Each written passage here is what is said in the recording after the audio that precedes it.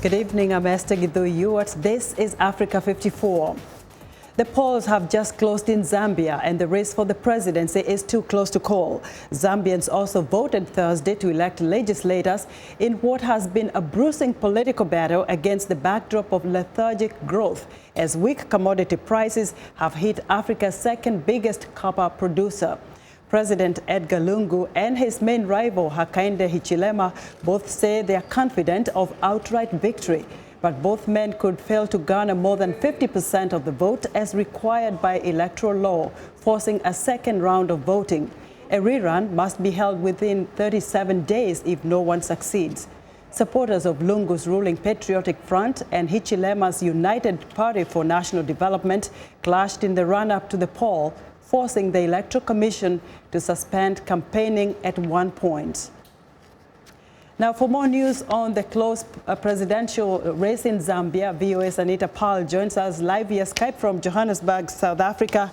Anita, definitely the campaign had a bit of violence, but the polls today were largely peaceful. Right. So far, the Electoral Commission has not reported any major problems. They said voting mostly started on time, there were long queues, and it seemed to go well. Right now, that's all we have, but it seemed to have gone okay. Anita, again, the tight is extremely tight. Who is likely to win this election? That's the million kwacha question. The candidates are just too close to call. Nobody knows yet. And again, Anita, when you look at Edgar Lungu and Hichilema, what are the major differences between these two candidates? So Lungu is running as a continuity candidate. You recall he sort of inherited the post from the former president who died suddenly, Michael Sata. So he's running on the same platform of continuity. Hichilema wants to really shake things up and bring in more investment. As you recall, he's a businessman. So they are pretty different.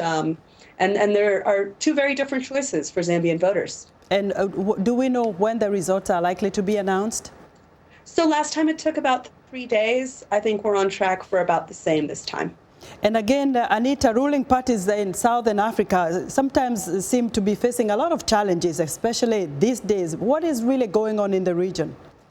So we're seeing that here in South Africa, where the ruling ANC lost a lot of ground in the last election. We're seeing this in Zimbabwe and Angola.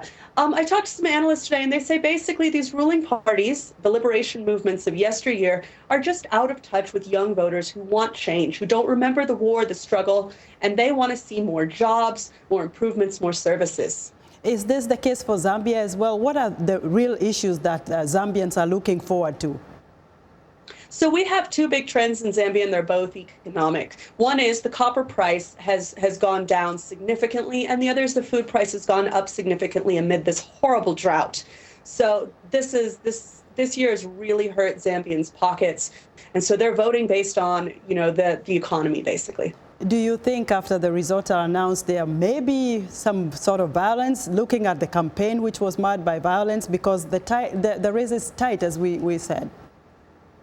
Analysts have predicted that there will be violence because the opposition may say that the poll was rigged. Of course, nobody is hoping for violence. Everybody's hoping that if there is any dispute, it's resolved peacefully through the courts. Anita, watch that for us, and we'll get some updates in the coming days. Anita Powell, thank you for reporting there live via Skype from Johannesburg, South Africa.